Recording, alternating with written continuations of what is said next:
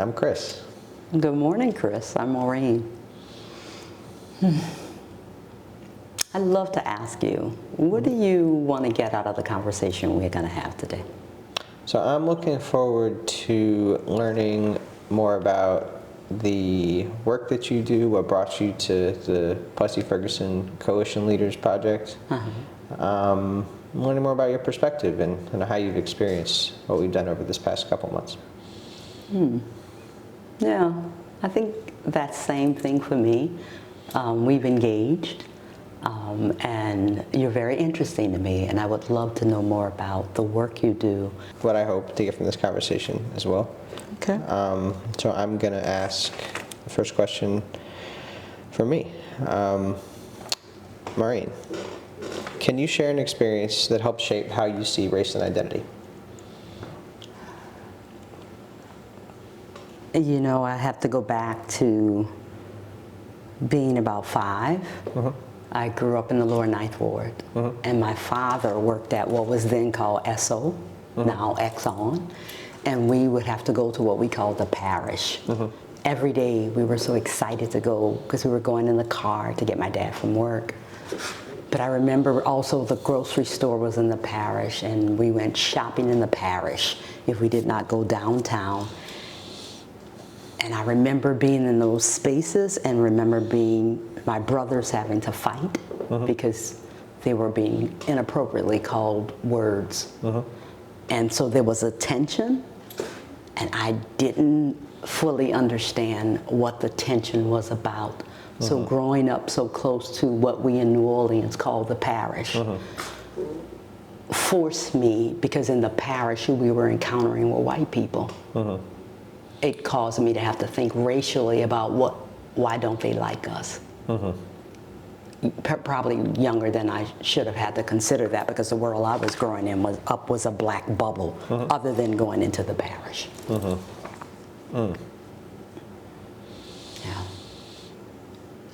So that original question was why?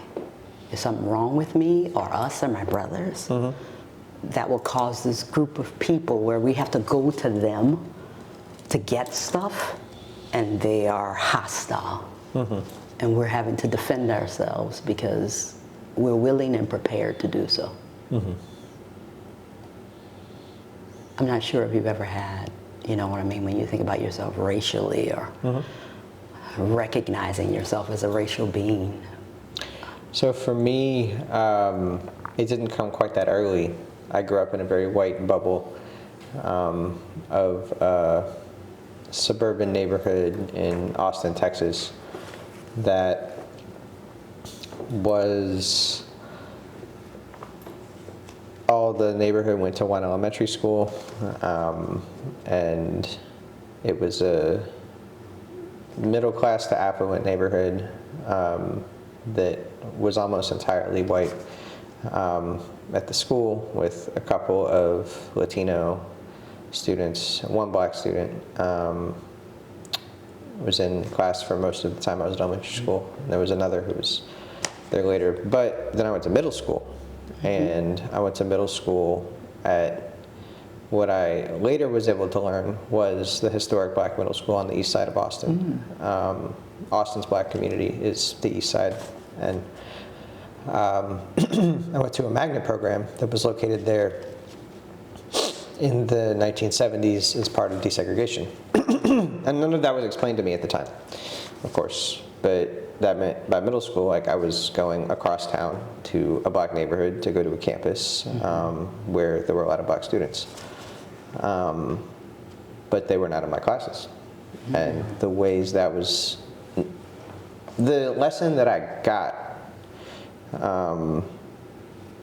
in anti-racism education program I've been in the past couple of years, we use the language, some lessons about race are caught and some are taught explicitly. So the lesson that I caught from that experience of going to middle school on the east side, being at a school with a lot of black students, but then none of them were in my classes in the magnet program, was that, oh, I and my white friends in these classes are smarter than them. We are chosen, we are better somehow. which is a wild thing to conclude with. And I really can't think of any time any adult said that explicitly.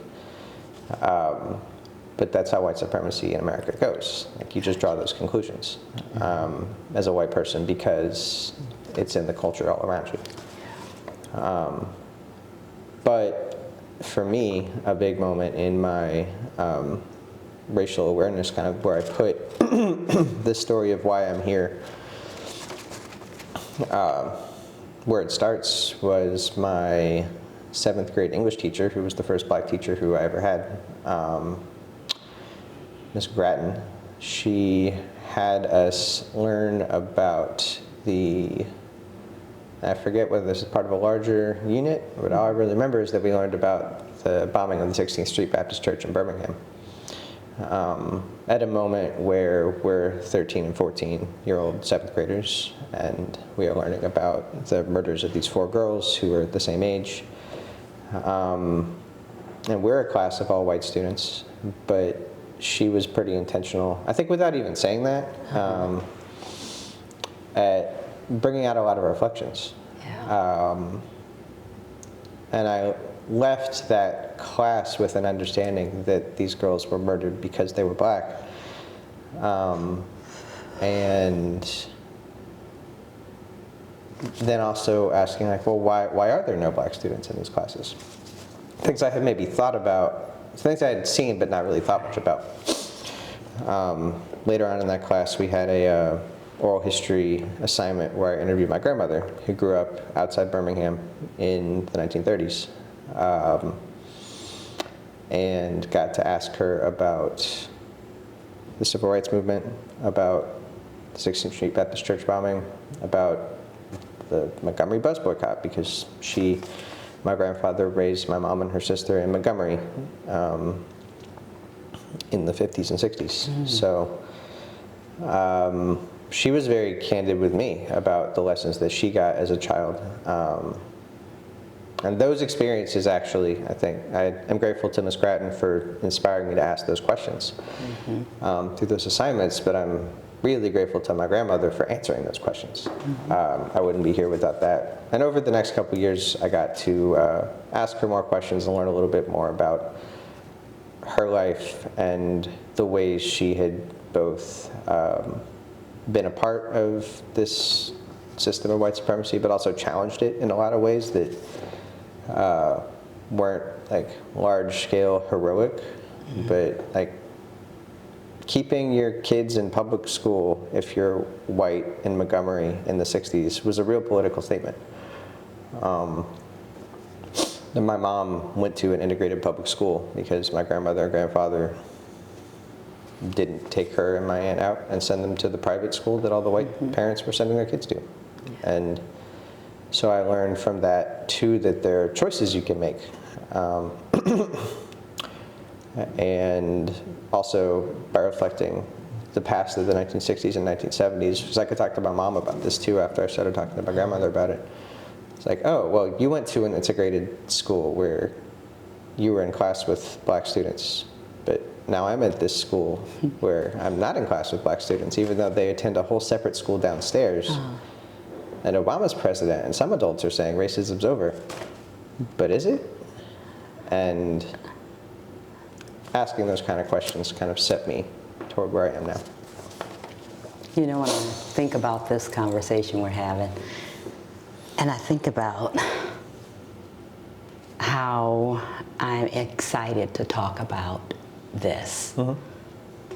This meaning what it looks like in this country to be a part of this project at this moment in how it is a portion of my healing. And so it feels very comfortable to me because it feels overdue. How does it feel to you? I'm really grateful to be here because my way of telling this story gets better the more I practice it. And too rarely do I get the opportunity to like really put it out there in this kind of way. There's also only, I think, a story worth telling when it's in dialogue with other people's stories. Like, my story, my family's story is only part of it. And even just hearing like about the context in which you grew up and how that informed, like how your experience of that particular place and time informed how you learned about race and racism, I can see how it's like the other side of a story that is my family's too. Because Chris, the first time I went to school with white people was at 17 going to Tulane University. So my world was a black world. And so then I may have encountered a teacher or the parish, but from a social standpoint and being engaged, that awkwardness was reserved to me being 17, unsure and uncomfortable. That Tulane, I went twice. I got my master's as an adult. I could appreciate it different than what was pushed up as an opportunity that I should be grateful and thankful for as this black girl. And the world was so foreign, so white, so I didn't understand my positioning in it.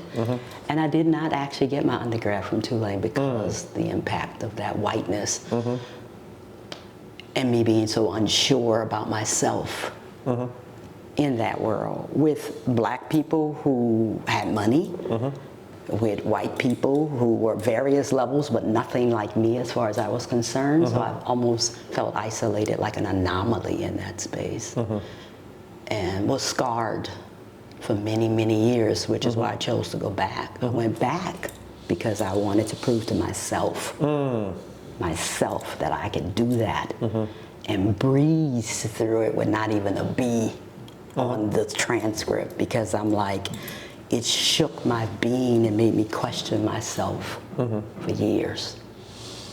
And so I didn't even apply anywhere else. I was like, I'm about to kick Tulane's ass, about to show them what this black girl's working with. And I did. But it just shows you how race shapes things even when they're not literal encounters. They're inside you, inside of you.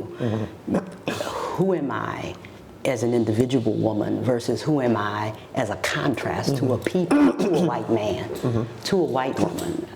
I think what I want for my children is to be who they are, not in contrast to anything.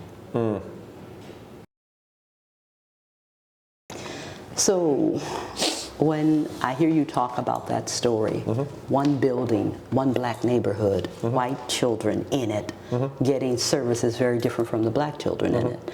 So then it leads me to ask you, how do you see privilege impacting your life or the lives of those around you? So I think that privilege on its own is not a useful concept to analyze. I think that privilege always should be connected to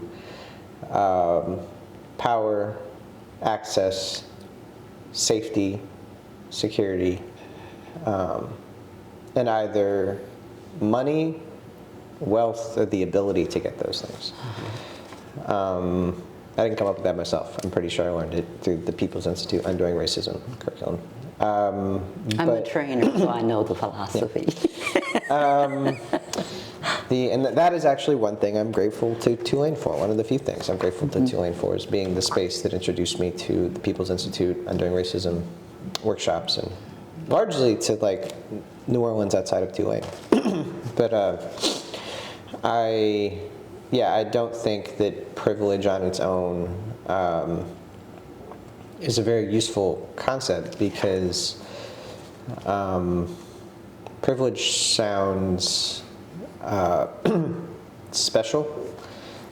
It makes it sound like, oh, if you have racial privilege, or if you have gender privilege, if you are at the intersection of those things, like me, I have racial and gender privilege, and I have the privilege of, though I'm gay, I'm not interpreted as being gay by anybody, really, so I have a number of privileges stacked up together like that. And I get out of all of that power, access, security, the ability to accumulate wealth, actual wealth that my family has because we have generations of racial privilege. Yeah, I think useful conversations about racism and patriarchy and class come when we acknowledge the resource differentials that happen because of them. And so, yeah, to sort of blow up privilege into what it means that I have access to the power that I have in spaces as somebody who's racialized white and gendered male. And yeah, I think that's more useful than thinking about privilege on its own. I think about like at Tulane, where I'm the student that Tulane thinks that it's for. Yeah. So my power in spaces at Tulane, my access, the ways I'm allowed to accumulate both of those things and allowed to like get access to money pretty easily. Like I was able to get a significant scholarship there relatively easily. And when problems came up with anything at the university, it was solved pretty quickly, or I was able to get them solved pretty quickly because that institution prioritizes people who look like me and have my set of experiences. So all of that together is privilege.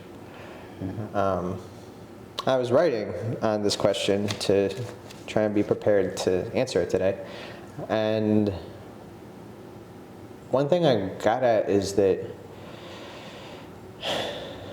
privilege to me now is also so meaningless because all those things that I get from it, the power, the access, the wealth, like I can't share them in ways that can actually deconstruct the system that gives me privilege. It would be very foolish of me to think that just because like, oh, I opened up a space to like one black person or gave away some money to a charity or a cause or spent some time deconstructing the way that white supremacy works in one space or institution, that would radically change the privilege that I have. It's very elastic and resilient. So yeah, it just kind of makes me angry and frustrated that like none of what I can do is actually going to be enough to affect the lives of all the people I care about who don't have racial privilege, gender privilege, and class privilege. But that's only if I'm thinking about my own individual actions and the things I can accomplish myself. And none of these systems are going to be dismantled by me individually, which is where I get a little more encouraged that it's collective effort that's required to make an impact on these systems. And like within the Plessy Ferguson Reconstruct and Reconstruction Project, I've got to see like what a big, broad-based, sometimes messy group of people can accomplish across a whole city in only like 9 months is really significant. And we're going to go on to accomplish many more things too. Yeah. But that's because we've got together and thought about, well, what I have access in this space. I have different people say, like I have access in this space, I have power in this space, I have privilege, wealth, resources in this space, and then we put all that together, we can really accomplish things. Yeah, I guess that's to say too, looking at privilege in the individual unit of analysis isn't that helpful to me either, because power, wealth, access, those things are all relative, and it's more useful to think about how they affect people working in groups than individually. Okay. I have a question for you. Okay. How does your identity impact the way you experience everyday interactions? Because I don't think of my identity as a separate thing from me. My identity, I are it. I know that's not correct grammar. I am a black woman. I don't see woman and black separate. I don't see anything about the life that I've lived and experienced in any way other than that it is that of a black woman. So then that meant in regard to patriarchy, even in communities of color, black womanness is me. Maureen is a black woman. That's an identity that is, like I said, I can't disaggregate that. There's a beautiful thing about that. I think the power and the fluidity of being a black woman, the essence of that, when I sit and I'm present with that, Chris, I feel like the mother of the earth, because literally all life comes out of a black woman. So then for me, when I'm present and not afraid and not thinking about race or racism, I'm thinking about the mother of a thing, the mother of possibility of human capacity. And when I'm scared because I need to eat or feed my child or get a place to live, how whiteness has made the mother of the world life hard and scared and something for her to be ashamed of. All of that's wrapped up in the same identity. And if I've had enough sleep and the right amount of water and food and the right amount of love and hugs, I can be present with myself as the creator of. And when I, like an election that people are trying to attack me, I can be afraid for my life as the mother of a literal black man, of my literal woman self. So it's really complicated. The endness of these stories is really complicated because there's sometimes my identity, I feel like the most powerful being from a aspirational standpoint that the world has produced. And then I look at the experience that whiteness has created, and it has made me the most devalued thing in the social atmosphere. And that, almost like to this moment, having that conversation with you, brings tears to me and pain in my heart, thinking about how something so beautifully powerful would have to be relegated. But then I guess maybe because that's what you do when something has that kind of potential. You snuff it. You gotta snuff it because it's wow. So Chris, I think the next question I want to ask you is, why do you believe African Americans may not understand, or what would you want them to know about being a white man in 2024? So, one thing that I'm most, that most defines blackness and black culture to me is a sense of lineage and history.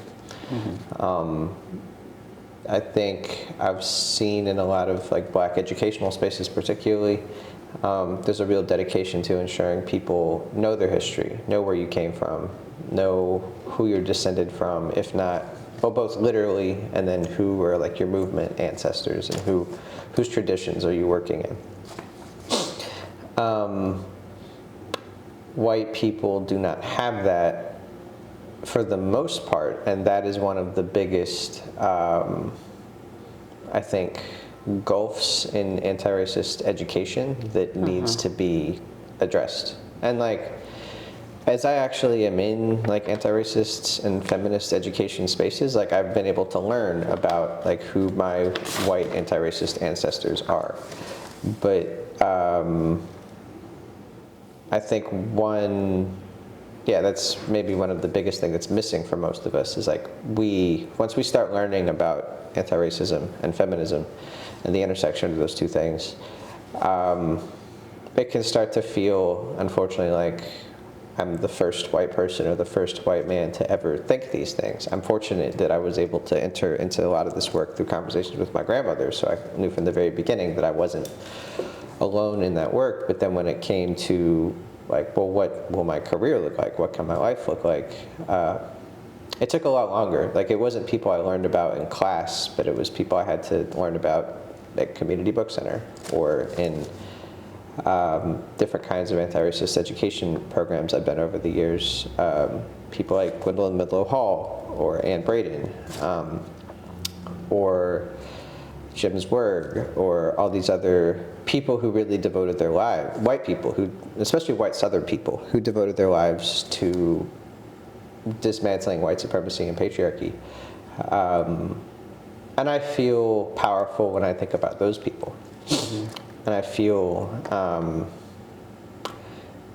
a sense of real purpose as a white person doing anti-racist and feminist work, because I know that I'm in the traditions of those people.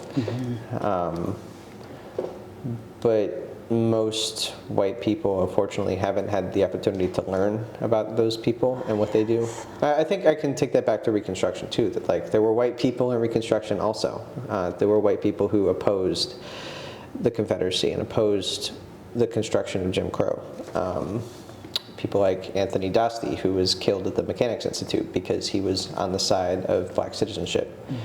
And I'm really grateful to know about those people, but most of us white people don't. So that lack of history and lack of knowing where we come from as white people challenging white supremacy is like one of the biggest gaps. And I guess to go back to the way the question's framed,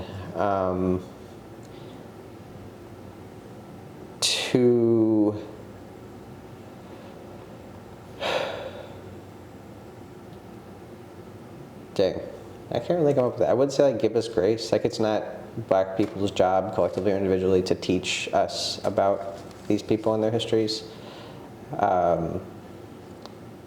I guess I would just say like keep it in mind that we don't know about many of these people. Right. I think that explains a lot of our actions that may seem inexplicable, because we do not know where we're coming from and we do not know how to do this work, but we can. So I will ask you, what do you think would help people from different backgrounds understand each other better? That is a big question, Chris. I don't know if I have an answer for it. Repeat that one. Yeah. What do you think would help people from different backgrounds understand each other better?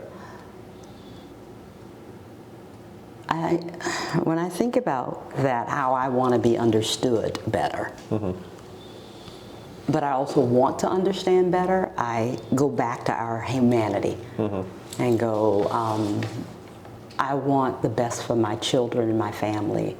There are other people who want the best for their children and families, but what we go about in getting the best for could make us at odds. And it could put us in friction with one another. So I want other people to understand that the basic human desires of love and security and safety are basic for all of us. Not white people have them and deserve them, and black people, we're so primitive that we don't and or can't. And that I'm going, no, this is a human endeavor and we all deserve the best that this world has to offer. And I think that the upsetting part to me is that the world is structured where white people's needs are primary. And that the rest of us, if we get something, we get crumbs left off that. So I'd like people to understand that, like I said, what my needs are should be front and center with everyone else. And what my ways are that could look different, because the world is structured that what's acceptable behavior is mostly what white supremacy dictates it to be. And that fluctuates based on the threat that white supremacy has. White supremacy says we get free speech, blah, blah, blah, blah, blah. So then now, when we're freely speaking about white supremacy says, let's ban the books that talk about that. Let's ban the conversations that talk about that. So then I think I want people to understand just that we are all at our most basic, powerfully, beautifully humans who deserve the right to live and thrive in this world in freedom with choices that look like the myriad of people that we all are, and not choices that are framed from one perspective of the population that is not even the global majority. So then I want people to understand that what we've been taught is from a global minority's perspective, that there's a lot to learn about what the global majority believes, feels, acts, does, and I want the world to understand that that's as valuable as anything else we've been socialized to believe. So we're down to our last question, Chris, and thank you so much. It's been a powerful sharing thoughts and experiences with you about race.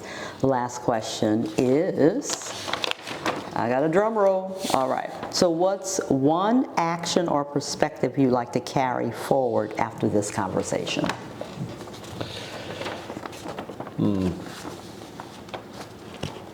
Well, I don't think it's new because it's already kind of how I was feeling. But I am excited to continue in the work and the relationships that we've built and that we've built mutually within this Plessy Ferguson Reconstruction Coalition too. It's crazy to think 9 months ago I had like heard of Mr. Keith and heard of Phoebe and heard of some of these other people. And like I had met like Sierra once or twice, and I don't think we had met prior to 9 months ago. No, we had not met. But now I know like 24 more people who are doing incredible work in New Orleans, and this reminds me of what a special experience has been, building these relationships, and excites me for what will happen when I continue to invest in these relationships. Because that's not a given either. I'm very busy. We're all very busy, and it would be easy for us to go our separate ways now because no one's buying food for us once a month, all come and hang out together. Good food, by the way, yes, too. very good food. Shout out Bakrasan sausage. The harder work of organizing, of booking a space and bringing people together to eat food and ordering the food, now that goes to us. So I'm very grateful to Plessy Ferguson and for Candace and for Crystal and the people who've done that work to bring us together for the past year. And now I'm excited to take on the challenge of continuing to do that in different ways. And Maureen, how about for you? What's one action or perspective you'd like to carry forward after this conversation? I, too, like you, remember, I think it was early in 2024 when we got together, and all they said we were going to do, I was thinking, that's a lot for a short amount of time. And the fact that we've done that and more, and the people we've gotten to know, I think it's made me recognize that the possibility exists that the group of us that got together can continue to invite one another to the spaces, and that in our lives, because we've had that group, we reach out to others to do this in the most innocent of ways, building relationships across the nations, across the cultures, to do other things, because I want to keep doing more with this group, with Keith and Phoebe and more markers and more, just bringing more people into the work and recognizing that we can. That is not hard. It's not hard to do. It just takes the confidence. It just takes the capacity. It just takes me focusing on, oh my God, I want to get to know more about Chris. It doesn't have to stop at the end of this year when this project is. I exchange information with Chris, invite Chris into my life, keep following up with Chris, and figure out who are my allies here, and then just build and build and build on that. So I think it's the ease of which we've all gotten to be not strangers. Just reminds me that ease happens, that we don't have to become strangers again, and that there are other people in my life or in my atmosphere that I can also reach out and replicate this kind of experience with. So thank you for opening up your heart, because I know this isn't always comfortable for me. I can't speak for you, but I'm just thankful that an opportunity's been given to me to share how I feel about myself in this place, and I've been very appreciative that you've opened yourself up to me. Thank you for sharing as well, Maureen. It's been great to learn a bit more about where you come from and what your story is of getting to this work, what your experience of this work has been, and what your experiences of life are every day. we too rarely get to sit down and have these kind of conversations. So thanks to y'all as well for making this possible and facilitating it and expertly directing us as we get to do it. Yes.